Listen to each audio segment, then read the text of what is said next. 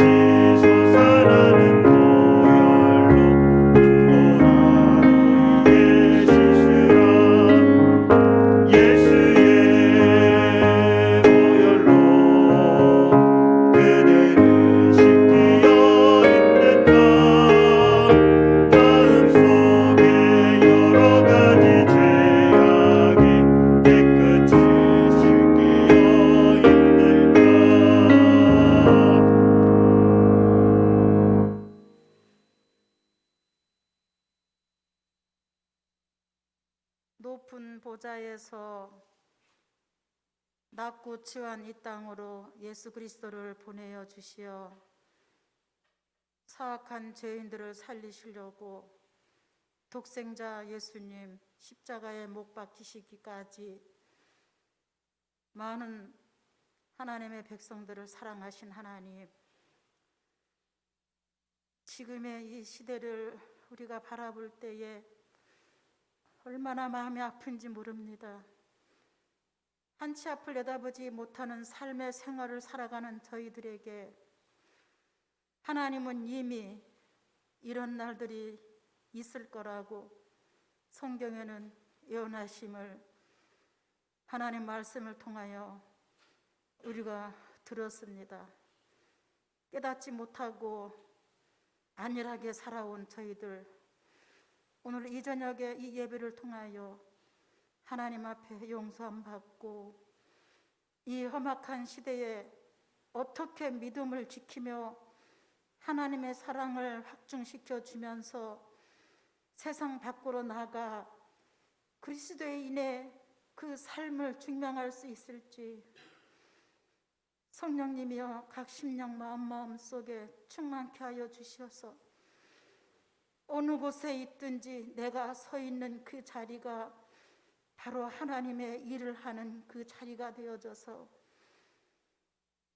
주님의 십자가를 부끄러워하지 아니하고 자랑하며 섬기며 베풀며 살아가는 저희들 되어지게 도와주시옵소서. 얼마 가지 아니하여 곧 끝날 것이라 우리는 곧 대면 예배를 드릴 수 있을 거라 이렇게 마음 다짐한 지가 거의 1년이 돼갑니다. 지쳤습니다. 실망도 많고 좌절도 많이 하여지고 오랜 기간 동안에 우리의 심령이 상하여졌습니다. 하나님, 오늘 이 저녁에 하나님 목사님의 입술을 통하여서 우리 성명교회 상한 심령들 어느 곳에 예배하든지 있는 처소에서 예배하는 모든 자들에게 위로함 주시고 능력 주시고 힘 주시어 이겨낼 수 있는 은혜를 베풀어 주시기를 간절히 바라고 원하옵나이다. 하나님의 사랑은 충량할 수 없다 하였습니다. 우리가 그 사랑을 받고 이 험난 세상 이끌어 나갈 수 있도록 도와주시옵소서. 리드해 나갈 수 있도록 도와주시옵소서. 정말 새로운 시대를 살아가는 저희들에게 이 시대를 어떻게 믿음의 표현을 하면서 살아야만이 하나님의 참된 사람의 그 삶을 살아갈 수 있을지 우리에게 지혜를 주시어서 믿음을 주시어서 성령의 은혜가 충만하여져서 견고한 믿음 안에서 실행할 수 있도록 도와주시옵소서. 우리가 삶이 지금까지 이렇게 살아온 것이 다 하나님의 은혜이건만 그래도 순간순간 그 은혜 까먹고 잊어버리고 배워망덕하게 살아갈 때도 많습니다. 하나님, 그래도 미워하지 아니하시고 채찍하지 아니하시고 다시 사랑으로 감싸주시는 하나님, 그 하나님의 그 사랑으로 인하여서 회개하고 뉘우치고 돌아서서 주님 곁을 떠나지 아니하는 그 삶을 살아갈 수 있는 것은 그 어떤 것보다 하나님의 사랑이 우리 안에서 크기에 능히 이겨낼 수 있음을 고백합니다.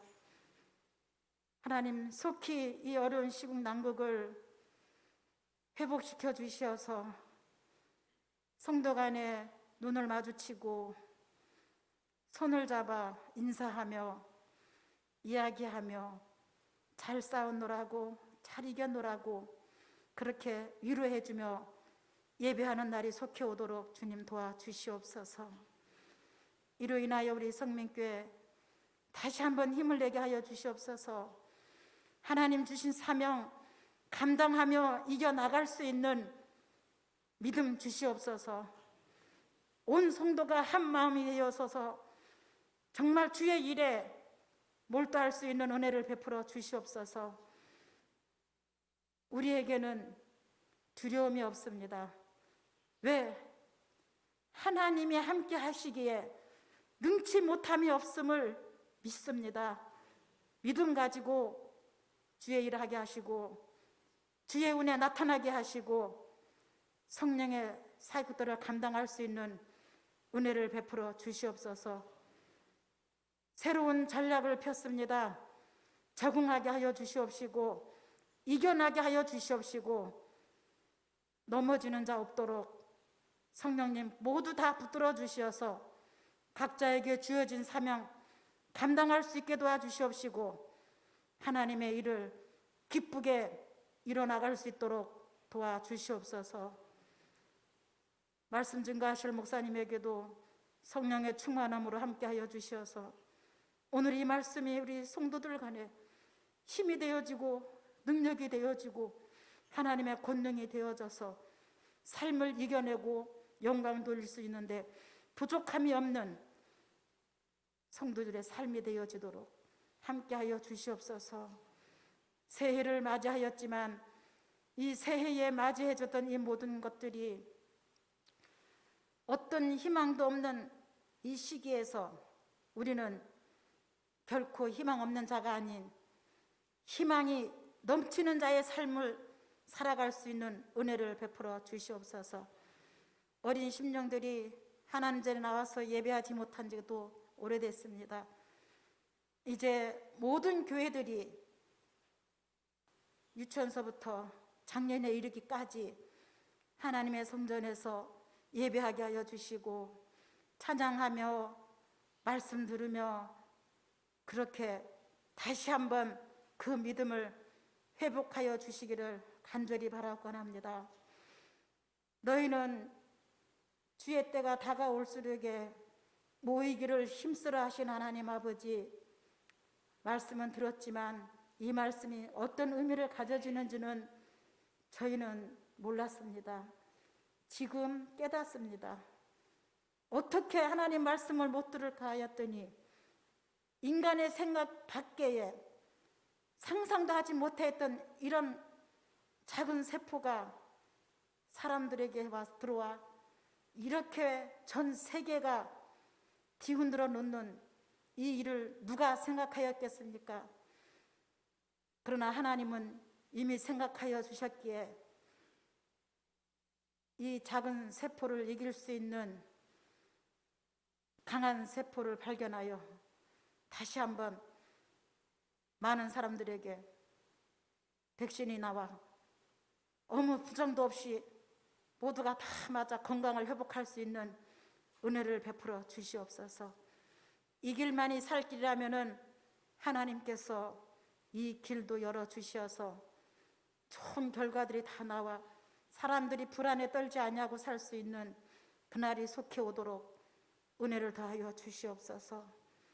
이 시간에 이 예배가 하나님 앞에 들려질 때에 천군 천사가 함께 화답하여 주시고 이 예배가 영광이 되어지도록 도와주시옵소서.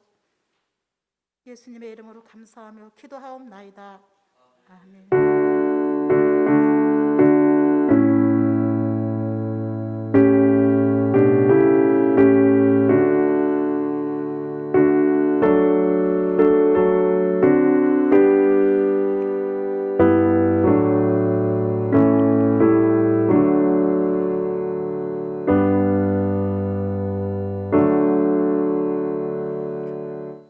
교회 소식 알려드리겠습니다. 주보를 참고해 주시고요. 거리두기 2.5단계 1월 마지막 주일까지 연장되었지만 새벽 예배 수요일 2부 예배 현장에서 예배 드린다라고 하는 것 기억하시고 기도에 힘써 주시기를 부탁을 드리겠습니다.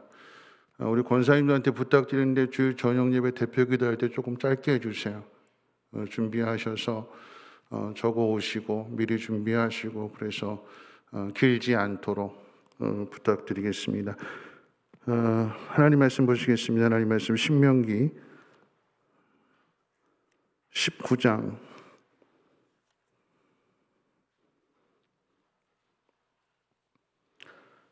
15절로 21절 말씀 보겠습니다. 신명기 19장 15절로 21절 말씀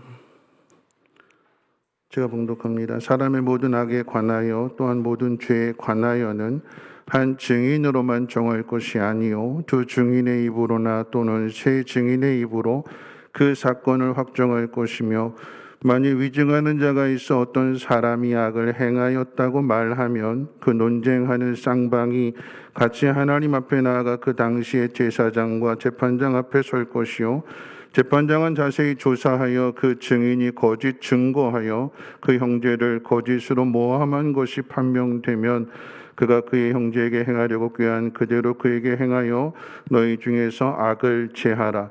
그리하면 그 남은 자들이 듣고 두려워하여 다시는 그런 악을 너희 중에서 행하지 아니하리라. 내 눈이 긍휼히 여기지 말라. 생명에는 생명으로, 눈에는 눈으로, 이에는 이로, 손에는 손으로, 발에는 발로이니라. 아멘.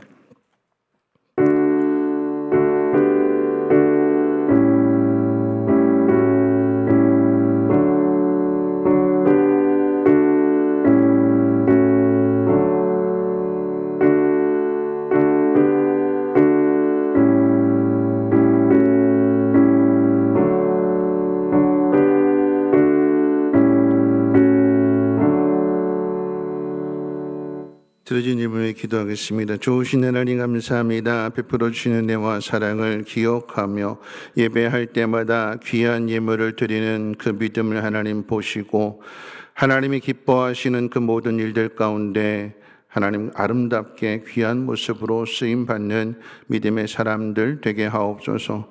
이 시간도 우리가 어떻게 행해야 할 것인가 하나님 말씀을 듣고자 하오니 잘 배워서 말씀대로 살아갈 수 있는 우리 모두가 되게 하시고 이 땅의 빛과 소금의 직분을 잘 감당하며 감사함으로 하나님 앞에 영광 돌릴 수 있는 우리 모두가 되게 하옵소서. 우리 구주 예수님의 이름으로 기도하옵나이다. 아멘. 네, 옆에 분하고 함께 인사 나누도록 하겠습니다. 우리 표로 인사하실 때 오늘 말씀과 연관 지어서 함께 나는 어디에서든 그리스도인으로 진실하게 살겠습니다 하고 인사 나누도록 하겠습니다. 나는 어디에서든 그리스도인으로 진실하게 살겠습니다. 네, 오늘 하이델베르그 교리문답 9계명과 관련하여 112문을 함께 살펴보도록 하겠습니다. 제가 질문합니다. 제9계명에서 무엇을 요구하고 있습니까? 거짓 증언을 하지 않고 남의 말을 왜곡시키지 않으며 험담하거나 비방하지 않고 분별 없이 잘 알지도 못하면서 다른 사람을 비난하는 일에 가담하지 않아야 하고 모든 거짓말과 속임을 하나님의 무서운 형벌을 마땅히 받아야 하는 마귀의 일로 생각하고 피해야 하고 재판과 그 외의 모든 일에 있어서 항상 진리를 사랑해야 하고 정직하게 말하고 고백해야 하며 이웃의 명예와 세평을 지켜주고 높여 주어야 한다는 것입니다. 요한복음 8장에서 바리새인들이 예수님을 죽이려고 하는 모습을 보며 예수님은 그 바리새인들을 향하여 너희는 너희 아비 마귀에게서 났다고 아주 독한 말씀을 하셨습니다. 아브라함의 자손이라고 한다면 아브라함이 행한 일을 그대로 자식이라고 한다면 그대로 행해야 되는데 오히려 마귀처럼 예수님을 죽이려고 하기 때문에 마귀에서 났다. 너희는 마귀의 자식이다라고 하는 아주 독한 말씀을 하시는 것입니다. 요한복음 8장 44절에서 이렇게 이야기하고 있어요. 너희는 너희 아비 마귀에게서 났으니 너희 아비의 욕심대로 너희도 행하고자 하느니라. 그는 처음부터 살인한 자요 진리가 그 속에 없으므로 진리에 서지 못하고 거짓을 말할 때마다 제 것으로 말하나니 이는 그가 거짓말장이요 거짓의 아비가 되었습니다. 마귀가 어떤 일을 하는가, 또 그 마귀의 자식은 어떤 일을 행하는가에 대하여 욕심을 따라 행한다라고 이야기를 했고, 살인하는 자라고 했으니까 죽이는 일을 하는 거예요. 진리를 말하지 않고 진리의 옷을 입지 않으며 거짓을 자기의 옷으로 입고 있는 자, 그것이 마귀입니다.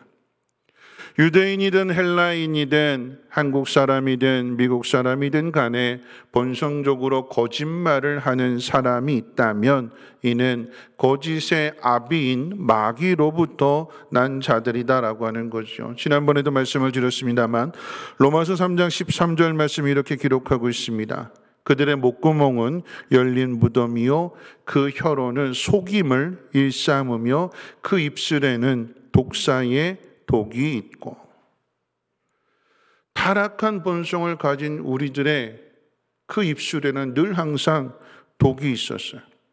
열린 무덤과 같습니다. 남을 속이는 일을 잘 합니다. 무엇으로 하느냐? 이 한치혀, 이 세치혀 가지고 사람들을 속이고 이익을 취하고 다른 사람이 어떻게 됐든지 상관없이 나만 좋으면 된다라고 하는 그런 상황 속에서 아무 말이나 하였기에 사람을 죽이는 독이 가득한 모습. 그런데 우리가 감사해야 되는 것은 그런 우리를 하나님께서 예수 그리스도를 통해서 하나님의 자녀가 되게 해주셨다라고 하는 것입니다. 새로운 본성으로 거듭나게 하셨고 악에 치우치지 않도록 성령을 우리 마음에 보내주셔서 우리를 인도하십니다. 그러므로 새 노래로 하나님을 찬양하며 하나님의 영광을 선포하는 그런 복이 있는 입술이 되게 하셨어요. 남을 죽이는 입술이 아니라 남을 살리는 입술이 되게 하셨습니다. 이것이 제9계명에서 가르쳐주는 내용입니다. 오늘 저는 제9계명과 관련하여 두 가지 말씀을 드리겠습니다. 첫 번째는 이 이스라엘 사회 가운데 있어서 9계명이 의미하는 바가 무엇인지와 두 번째로는 오늘날에게 있어서 그러면 이 제9계명이 우리에게 무엇을 가르쳐 주는가 하는 내용입니다. 첫 번째, 이스라엘 사회 속에서의 이 9계명의 의미가 무엇인지를 한번 생각해 봅니다. 여러분, 9계명의 내용이 뭐죠? 같이 한번 읽어볼까요? 9계명 시작. 내 이웃에 대하여 거짓 증거하지 말라. 내 이웃에 대하여 거짓 증거하지 말라. 이 9계명에서 사용된 증거라고 하는 이 단어는 특별히 재판을 받는 법정에서 사용되는 용어입니다. 만일 이스라엘 사회에서 두 사람 간의 당사자 간의 논쟁이 벌어지고 이 논쟁의 진위가 가려지지 않는다면 이 두 사람은 성문에 앉아 있는 지역 장로들 앞에 그 문제를 가지고 갑니다. 장로들은 두 사람의 의견을 들어보고 판단하는 것이 아니라 그 두 사람에 대한 그 증인들을 불러서, 그 사건의 증인들을 불러서 그 증인들의 증언을 들어본 후에 이 재판에 대한 그 모든 상황들을 확정하게 됩니다. 이런 방법을 오늘 본문 말씀을 통해서 우리에게 가르쳐 주게 될 때에 먼저 신명기 19장 15절 말씀 같이 한번 읽어봅니다. 신명기 19장 15절 말씀 같이 한번 읽어보겠습니다. 시작.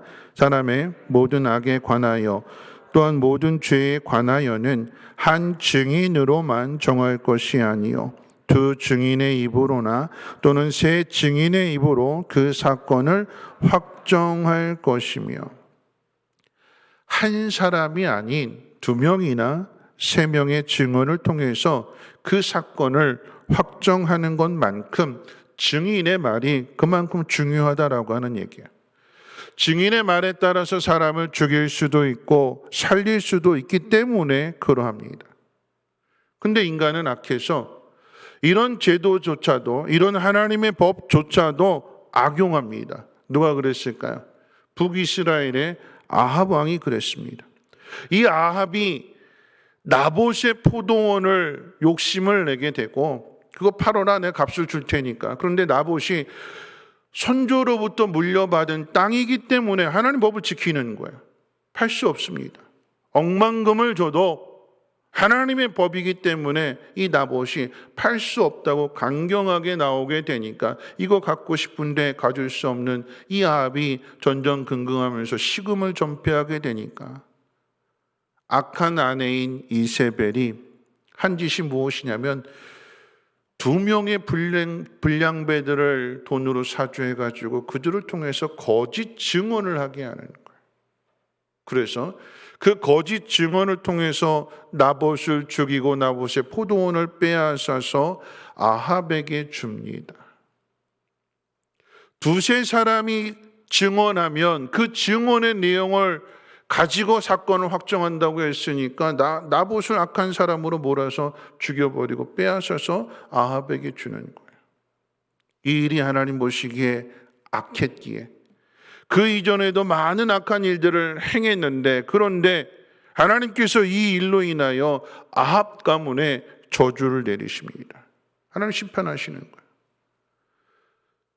죄 없는 나봇의 피를 흘렸고 그 피가 하나님께 호소했다고 하나님 말씀하시면서 이 아합의 가문에 심판을 내리시는 거예요. 그러면 아합 가문의 이 일로 인하여 나봇의 피가 하나님 앞에 호소해서 하나님이 심판하시는 거라고 한다면 거짓 증언을 한 그 불량배들은 어떻게 되는 걸까요?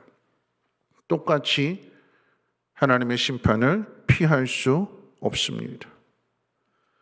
왜 하나님께서 이 아합에 대한 심판을 그렇게 공개적으로 선지자를 통해서 구체적으로 밝히시는가 하면 이 증인의 역할이 그만큼 중요한 것인데, 그런데 이 증인이 거짓 증언을 통해서 사회를 어지럽히게 되고 하나님의 백성은 이스라엘 그 공동체 안에 공평과 정의를 사라지게 하는 짓이기 때문에 하나님께서 엄중한 심판을 내리시는 거예요. 아합이나 이세벨처럼 힘있고 돈 있는 사람들이 거짓 증인을 만들어서 자기의 욕심을 채우려고 한다면 힘없는 사람들은 이 일에 당하지 않기 위해서 힘 있는 사람들, 돈 많은 사람들을 두려워하게 될 것이고 상대적으로 가난한 사람들은 억울한 일을 당하는 사례가 더더욱 많아질 것이기 때문에 하나님께서 이 일을 분명하게 구체적으로 밝히시면서 심판하시는 것입니다. 그런 의미에서 우리는 시편 72편 1절부터 3절 말씀에 귀를 기울여야 되는데 이런 말씀입니다. 하나님이여 주의 판단력을 왕에게 주시고 주의 공의를 왕의 아들에게 주소서. 그가 주의 백성을 공의로 재판하며 주의 가난한 자를 정의로 재판하리니 의로 말미암아 산들이 백성에게 평강을 주며 작은 산들도 그리하리로다. 이 72편의 시는 솔로몬의 시예요. 하나님이여 종에게 주의 판단력을, 주의 백성을 잘 판단할 수 있는 지혜를 주옵소서라고 하는 것은 솔로몬이 왕이 되었을 때 열왕기 3장 말씀을 통해서 하나님의 구한 그 내용과 이 시편 72편의 내용이 똑같습니다. 하나님이 공평하시고 정의로운 하나님이시기 때문에 하나님의 백성을 다스릴 왕 또한 공평과 정의로워야 합니다. 가난한 사람이 억울한 일을 당할 때에 이 가난한 사람이 그 억울함을 풀 수 있는 길은 하나님의 법밖에 없는 거잖아요. 이 하나님의 법에 호소하게 되는데, 그런데 권력자가 공평하게 정의롭게 재판하지 않고 뇌물에 굽어서 불의하게 재판을 한다면 이 가난하고 억울한 사람들은 어디 하소연할 데가 없는 거예요. 하나님께서 그 나라의 왕이 되게 하셨다라고 하는 것은 하나님을 대신하여 하나님의 대리자로서 공평과 정의를 그 사회에 드러내라고 하나님께서 그 자리에 세워주신 거잖아요. 그러면 어떻게 해요? 하나님의 공평과 정의를 드러내야 되는 거죠. 오늘 이 구계명은 특별히 이스라엘 국가의 공평과 정의를 이루는 일에 있어서 증인의 역할이 매우 중요하다라고 하는 것을 가르쳐 주는 거예요. 왕도 중요하지만 더 중요한 것은 이 재판을 확정하는 것이 증인의 입에 달려져 있기 때문에. 누가 증인이 되는 거예요? 백성들이, 그 사건을 본 사람들이. 그런데 이 두세 사람의 증인이 그 어떤 권력에도 그 어떤 외압에도 굴하지 않고 진리를 진리대로 말할 수 있는, 가난한 사람이 혹시 증인으로 서게 되었을 때에 너 불리한 증인하면 너 죽일 거야 위협한다 할지라도 이 사회가, 이 나라가 하나님의 나라요 하나님이 기뻐하시는 사회가 될 수 있도록 하나님을 두려워하는 마음 가운데 있어서 그 외압에 그 어떤 압력에도 굴하지 않고 진리를 진리로 말할 수 있는 그런 실력들을 백성들이 갖추어야 된다라고 하는 것입니다. 만일 증인이 올바른 증언을 하지 않고 그 증언을 굽게 만들었다면, 거짓 증언을 한다면 어떻게 될까요? 오늘 본문 말씀 같이 다시 한번 읽어봅니다. 18절과 19절 말씀 같이 한번 읽어봅니다. 시작. 재판장은 자세히 조사하여 그 증인이 거짓 증거하여 그 형제를 거짓으로 모함한 것이 판명되면 그가 그의 형제에게 행하려고 꾀한 그대로 그에게 행하여 너희 중에서 악을 제하라. 만일 잘못된 증언을 통해서 앞서 이야기했던 것처럼 나봇을 죽이려고 하는 그런 의도를 가지고 이미 답이 정해져 있어요. 죽이기로 작정을 했어요. 진리를 드러내고 옳고 그름을 판별하는 게 목적이 아니라 저 사람을 죽이려고 하는 그런 목적을 가지고 증언을 한다라고 이야기했을 때 목적이 뭐예요? 저 사람 죽이려고 하는 거잖아요. 그래서 거짓 증언을 했다면 하나님께서 어떻게 심판하시는가? 그 거짓 증인을 그대로 똑같이 죽이라라고 하는 얘기. 그래서 그 다음 말씀이 중요한데 20절 말씀 한번 또 읽어봅니다. 20절 시작.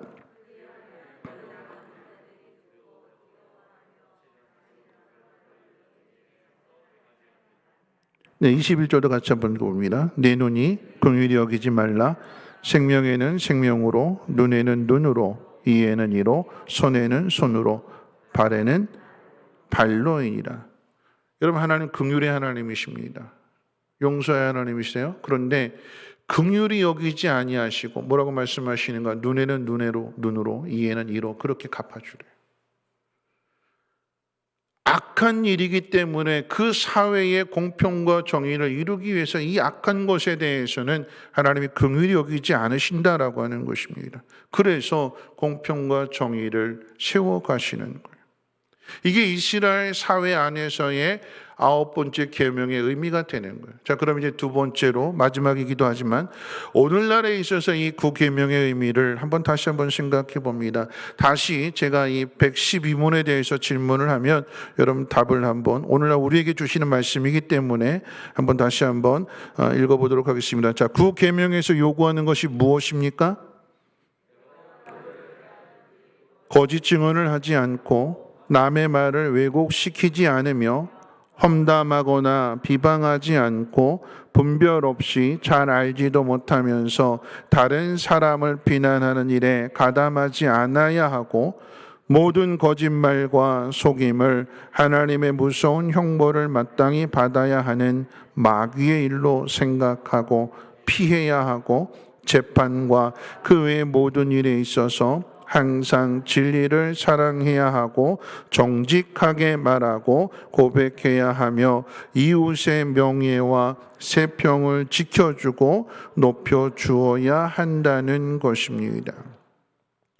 여러분, 이 말씀 가운데 우리 시대에 적용해야 할 내용들을 함께 생각해 보는데 지금 방금 읽은 이 하이델베르 교리문답의 답 내용 속에는 가장 먼저 거짓 증언에 대하여 언급합니다. 앞서 말씀드린 대로 다시 재판을 한번 생각해 본다면 재판에서 거짓 증언이 있어서는 안 되는 것입니다. 왜냐하면 이 거짓 증언은 하나님의 뜻을 대항하는 거예요. 하나님은 공평과 정의를 이루시기를 원하고 진리 안에서 살아가기를 원하시는데 그런데 거짓을 한다라고 하는 것은 마귀의 자식이 되는 것이요 결국은 하나님을 대항하는 일이기 때문에 그러합니다. 이 원리는 우리의 일상의 삶 가운데에서도 매우 중요한데 우리 중에 대화하는 가운데 있어서 답이 아니요라고 말해야 되는데 그런데 거짓말로 예라고 대답해서는 안 된다라고 하는 얘기. 아닌 것은 아닌 것이라고 이야기해야 되고 맞는 것은 맞다고 이야기해야 되는 거죠. 거짓말한다면 이 거짓말은 주님 말씀하시기를 사단에 속한 것이라고 했습니다. 여러분, 가장 대표적으로 이단을 한번 생각해 보십시오. 이단은 늘 거짓으로 접근을 합니다. 나를 정말 위해 주는 것처럼 그렇게 접근을 하지만 나에게 친절을 베풀어요. 신천지가 됐든 하나님의 교회가 됐든 그걸 자꾸 믿으라고 이렇게 권유를 하게 되는 거죠. 왜 그렇게 하는가? 그 영혼을 정말 사랑해서 그렇게 말하는 것이 아니라 그들의 교리 가운데 있어서는 14만 4천 명 안에 들어가기 위해서, 즉 내가 구원받기 위해서 그렇게 친절을 베풀어 주는 거예요. 한 영혼을 사랑하고 그 영혼을 위해서 내가 죽어주는 것이 아니라 내가 천국 들어가기 위해서, 내가 그 14만 4천 명 안에 들어가기 위해서 거짓말로 말하게 되고 거짓말로 접근하게 되고 그 교리를 말하게 되고 그래서 그것이 보험회사처럼 실적이 되어서 업적이 되어서 인정받고 천국에 간다. 여러분, 이 코로나 일들로 인해서 이단들의 실체가 드러나게 되었습니다. 밀접 접촉으로 인해서 확진자가 발생되는 것은 그건 사람도 모르는 거죠. 누가 확진자인지 이마에 써붙여져 있지 않기 때문에 모르는 거예요. 그런데 밀접 접촉해서 그 공동체 안에서 확진자가 발생이 됐다면 그 이후의 일을 처리하게 될 때에 진실하게 얘기해야 되는 거죠. 근데 뭐라고 가르칠까요? 신천지하고 이번에 인터컵이 아주 대대적으로 망신당한 거죠. 뭐라고 얘기했어요? 다 거짓말하는 거. 감춥니다. 하나님 믿는다고 하면서 어떻게 그것을 남을 속일 수가 있으며 거짓말을 할 수 있을까요? 결과가 드러났다라고 한다면 그 드러난 결과에 대해서 진실하게 말해야 되는 것이지, 그것을 거짓말하라고 강요하고 그러게 교육을 시킨다라고 하면 여러분 그것 자체가 이단인잖아요. 잘못된 거잖아요. 근데 중요한 것은 그렇게 거짓말을 강요하고 거짓말을 하면서도 자신이 이단에 속해 있다라고 하는 것, 잘못된 길을 걸어가고 있다라고 하는 사실을 깨닫지 못한다라고 하는 것입니다. 여러분, 이것이 단순히 이단의 문제가 아니라 우리 일상 가운데 있어서 어떤 이익을 위해서, 내 이익을 위해서 이와 같이 거짓된 말을 해서는 안 된다라고 하는 것입니다. 이런 사람은 예수 그리스도의 피에 의하여 구속받지 않았고 성령에 의해서 거듭나지 않았으며 예수님 말씀하신 것처럼 사단에게 속해 있다는 것을 자신의 그 삶을 통해서 드러내는 거예요. 그러므로 우리 가운데 있어서 거짓을 말하는 자가 있다면 여러분 그 자리를 피해야 되는 거예요. 함께하지 않아야 되는 거예요. 거짓이 있는 곳에는 벗어나야 되는 거예요. 다음으로 하이델베르그 교리문답에서 이야기하는 것이 무엇입니까? 다른 사람의 말을 왜곡시키지 말라라고 하는 것입니다. 오늘 낮에도 말씀을 드렸어요. 마귀는 하나님의 말씀을 교묘하게 왜곡을 시킵니다. 마귀는 선악을 알게 하는 나무의 실과는 먹지 말라라고 하는 이 하나님의 말씀을 왜곡해서 하와에게 이렇게 질문을 던지잖아요. 몰라서 물어보는 것이 아니라 다 알면서도 왜곡시키려고 하는 그런 의도를 가지고 말하는 거예요. 하나님이 참으로 너희들로 동산 모든 나무의 실과를 먹지 말라고 하시더냐. 마귀가 하나님의 이 말씀을 왜곡시키는 그 의도 속에는 하나님을 마치 다 허락하지 않고 요거는 남겨두어서 안 주는 인색한 하나님으로 생각하게 하거나 아니면 뭔가 비밀스러운 것을 허락하지 않고 감추어 두어서 마치 하나님에게, 죄송한 표현이지만 마치 무슨 꿍꿍이가 있는 것처럼 그렇게 오해를 불러오도록 마귀가 그런 말들을 집어넣는 거예요. 인색한 하나님, 다 주지 않는 하나님,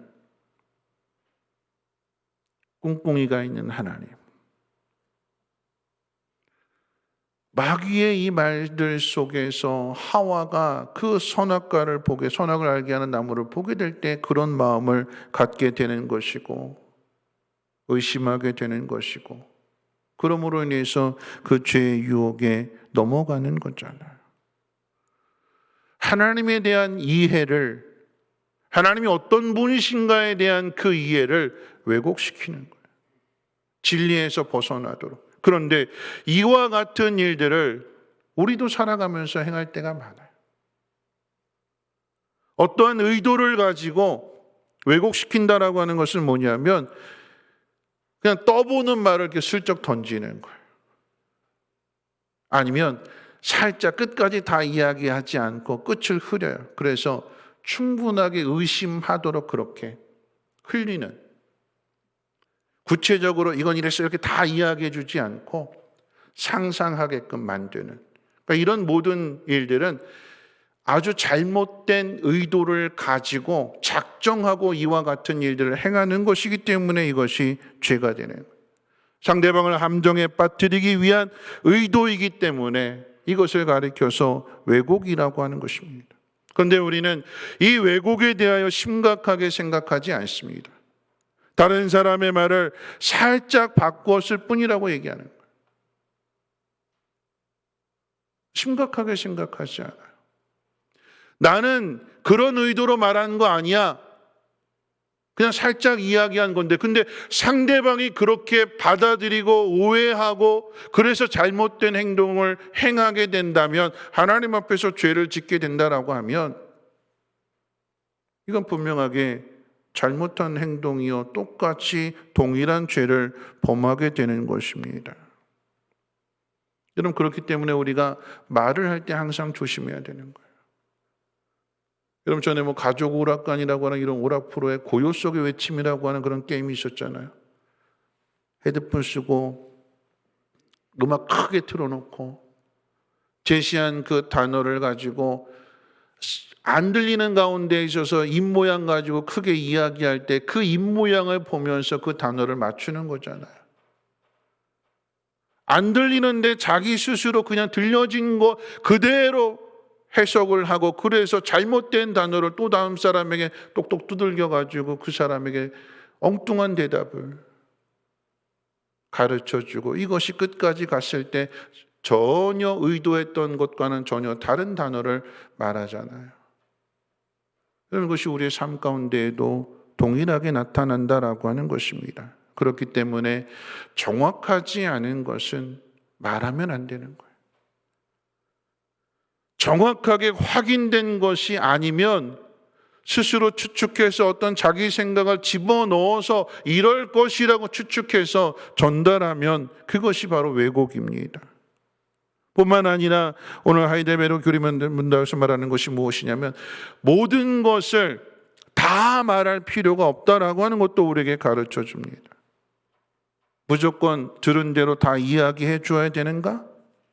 여러분, 하나님께서는 당신의 자녀들에 대한 이야기들을, 여러분 그렇잖아요. 여러분들이 회개할 때 한번 경험해 보십시오. 회개할 때, 하나님 앞에 나와서 회개할 때 어떻게 기도할까요? 기도할 때 내 지은 죄를 다 하나님 앞에 토로하는 거잖아요. 하나님, 내가 전에 이런 죄를 지었습니다. 다 하는 거잖아요. 근데 여러분, 회개하다 보면 내가 이렇게 회개하는 기도를 옆 사람이 들으면 어떻게 할까 걱정하잖아요. 그렇죠? 하나님 그것을 내가 지은 죄를 옆에 있는 사람에게 다 드러내시지 않아요. 그래서 하나님 우리에게 방언을 주시는 거예요. 하나님과 나와의 대화 속에서 내가 잘못한 것을 옆 사람이 알아듣지 못하는 가운데 하나님과 나와의 대화가 필요할 때 하나님께서 그런 은혜를 주시는 거예요. 내가 지은 죄 옆에 있는 모든 사람들에게 다 하나님께서 오픈하시는 것이 아니라 하나님이 감춰주시는 거예요. 덮어주시는 거예요. 다 드러내시지 않습니다. 또한 우리가 하나님 앞에 회개한 것에 대하여 하나님께서 지난 일들을 다시 소급을 해가지고 너 전에 이랬잖아, 넌 안 돼, 하나님 이렇게 하시지 않으신다고 그랬어요.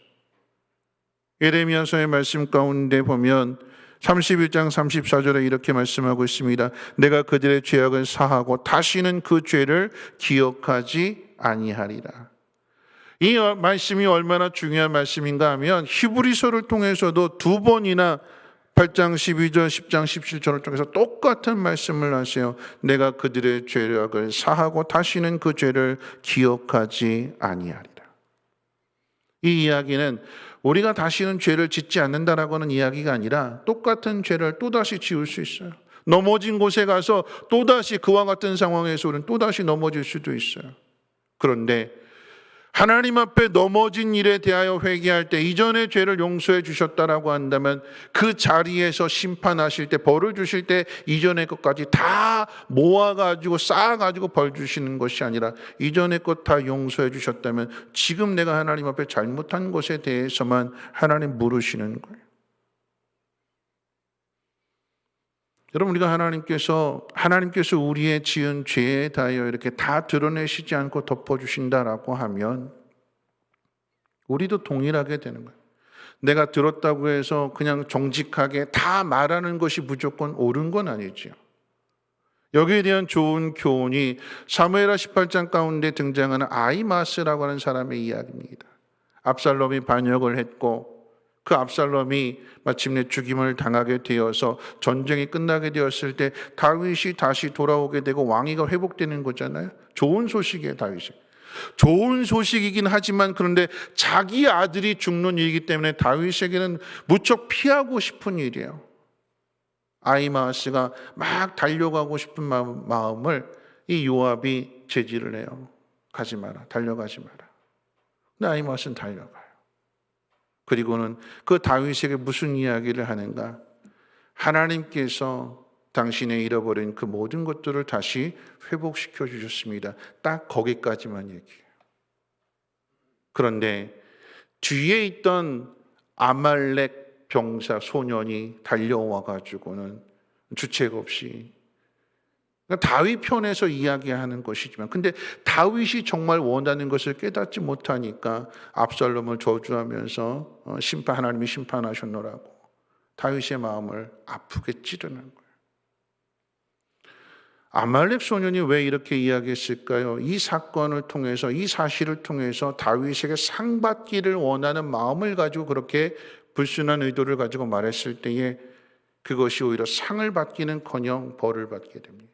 반면에 아히마스는 가장 먼저 달려왔지만 하나님이 행하신 일들 가운데 꼭 말해야 될 것만 말하고 그 나머지 이야기는 말하지 않습니다. 왜요? 시간 되면 다 알게 될 것이기 때문에. 여러분, 이런 지혜가 필요한 거예요. 무조건 말하는 것이 정직한 것이 아니라 그 공동체 그리고 하나님을 위해서 어떻게 말해야 되는가, 우리는 그것을 분별할 필요가 있다라고 하는 것입니다. 마지막으로 한 번 더 살펴볼 것이 있다라고 하면 험담과 욕설을 금지해야 된다라고 하는 것입니다.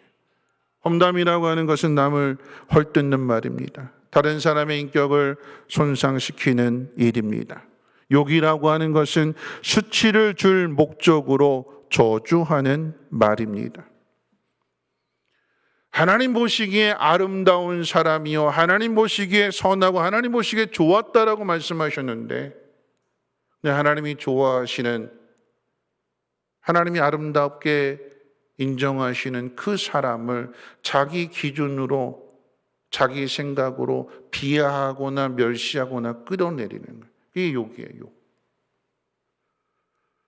옛날 우리 어른들이 참 욕을 많이 했어요. 그렇죠? 세상 사람들 욕 참 많이 합니다. 뭐라고 욕할까요? 그 욕하는 것 같네. 양반과 상놈의 사이 때 상놈의 새끼. 그렇죠? 욕실할 놈, 빌어먹을 놈. 왜 이런 말들을 할까요? 세상의 눈으로 보는 거예요. 자기 감정으로 보는 거예요. 하나님이 기뻐하시고 하나님이 사랑하시는 그 사람에 대하여 하나님의 눈으로 보는 것이 아니라 욕을 하는 그 마음으로. 여러분, 그런 거죠. 죄송하면 강단에 죄송한데 개자식이라는 거 있잖아요. 그렇죠? 욕할 때 그렇게 얘기하잖아요. 그럼 내가 상대방에 대해서 개자식이라고 이야기한다면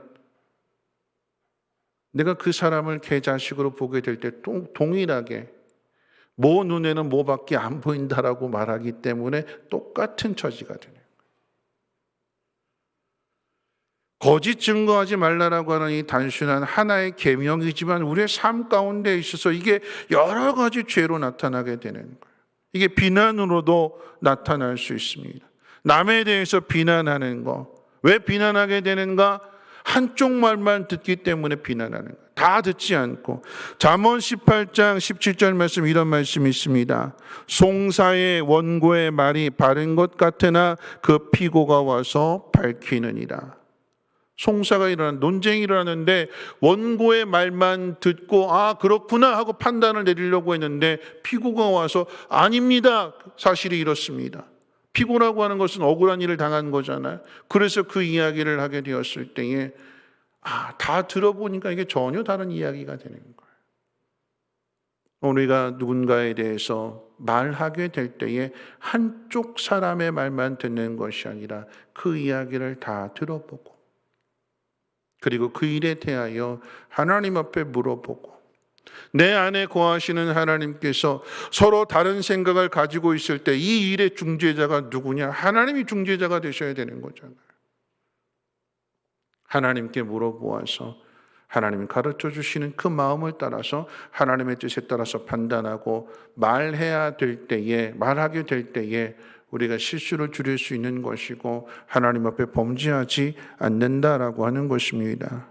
여러분, 그런 의미에서 시편 141편 3절 말씀을 통해서 우리가 늘 하나님 앞에 이런 마음을 가져야 되는 거예요. 어떤 말씀인가 하면, 여호와여 내 입 앞에 파수꾼을 세우시고 내 입술의 문을 지켜 주옵소서. 함부로 말하지 않도록 파수꾼을 세워서 하나님 나를 지켜 주옵소서. 말씀 맺으면서 우리는 공동체 생활, 즉 교회 생활을 통해서 우리의 죄성이 드러나는 것을 보게 됩니다. 혼자 있는 곳이 함께 있는 곳에서의, 혼자 있는 것보다 함께 있는 곳에서의 마음이 다르고 생각이 다르다라고 하는 것을 경험합니다. 가정 안에서 서로 다른 두 사람이 부부로 사는 것과도 같습니다. 서로 다르기 때문에 마찰이 생기고 갈등도 생깁니다. 그런데 그와 같은 상황 속에서 필요한 것이 중재자이잖아요. 예수 믿는 가정의 중재자는 늘 언제나 하나님의 영 성령님이십니다. 가르쳐 주시는 대로 순종하게 되니까 뜻이 모아지게 되는 거죠. 그래서 한 입을 덮고 계속해서 살아갈 수 있는 거예요. 교회도 마찬가지입니다. 여러 다른 사람들이 자기 생각대로 자기 주관대로 판단하는 것이 아니라 서로의 말을 들어주고 이해해주고 더 나아가서는 하나님 앞에 물어보고 기도하는 그 가운데 있어서 다 들어본 다음에 지혜롭게 분별하고 그리고 판단하게 될 때에 그 안에서의 그 모습이 하나님이 기뻐하시는 모습이며 아름다운 공동체가 되어지게 되는 것입니다. 진리를 말하고 서로의 인격을 존중해주고 세워주고 사랑하는 그 모습 속에서 성령의 풍성한 열매들이 맺히게 되는 것입니다. 이 일에 넉넉한 사람의 마음이 필요한 것이요, 지혜로운 사람의 그 믿음이 필요한 것이며, 하나님이 어떤 말씀을 주실지라도 네가 참어라, 하나님이 이렇게 말씀하신다면 그것을 참고 잘 받아주고 지혜 있는 말을 함으로 인해서 사람을 살리고 공동체를 살릴 수 있는 저와 여러분들 되시기를 주님의 이름으로 부탁을 드립니다. 우리 이 시간에 함께 찬양하고 주기도문으로 마칠 텐데요. 정결한 마음 주시옵소서 찬양하신 후에 우리 하나님 앞에 잠깐 기도하고 주기도문으로 예배를 마치도록 하겠습니다.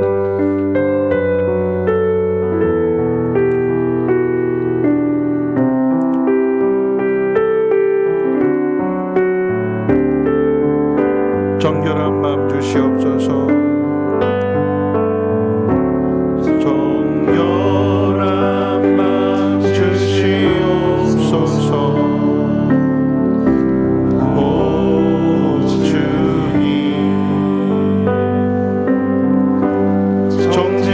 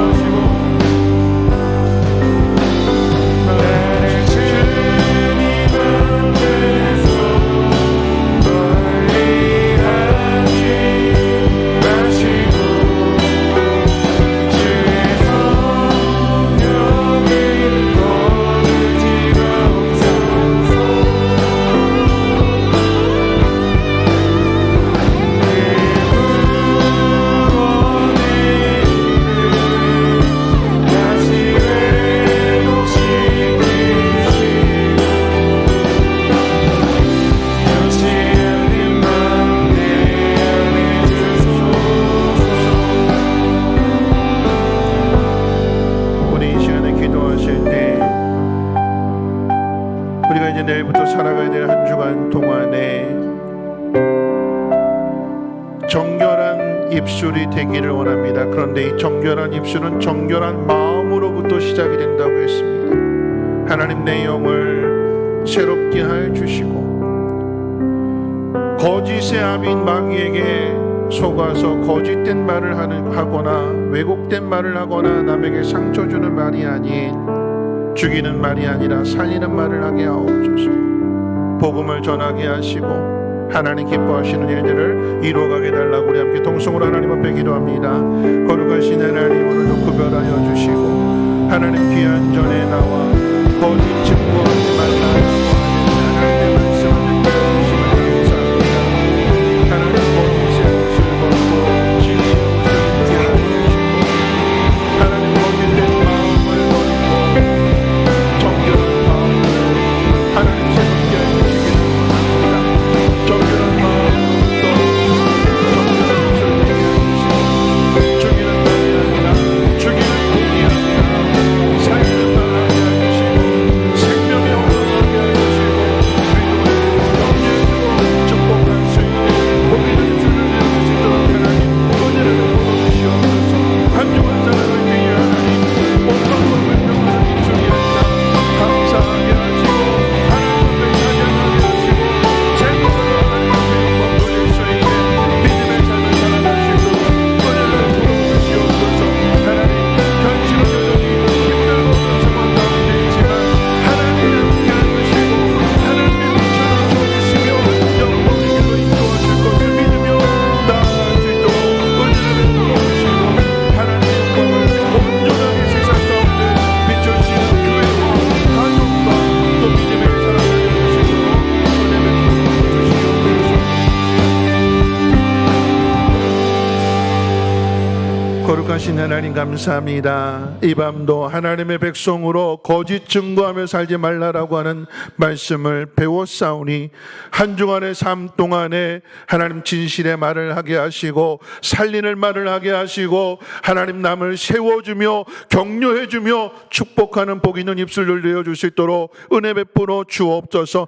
우리의 마음 더럽혀지지 아니하도록 날마다 새롭게 하여 주시고 믿음으로 바라고 소망하는 모든 일들 주 뜻 안에 온전하게 이루어지는 복 있는 삶을 살아내게 하옵소서. 우리 구주 예수님의 이름으로 기도하옵나이다. 아멘. 주기도문으로 마칩니다. 하늘에 계신 우리 아버지여, 이름이 거룩히 여김을 받으시오며 나라의 임하옵시며 뜻이 하늘에서 이루어진 것 같이 땅에서도 이루어지이다. 오늘날 우리에게 일용할 양식을 주옵시고 우리가 우리에게 죄 지은 자를 사하여 준 것 같이 우리 죄를 사하여 주옵시고 우리를 시험에 들게 하지 마옵시고 다만 악에서 구하옵소서. 되게 나라와 권세와 영광이 아버지께 영원히 있사옵나이다. 아멘.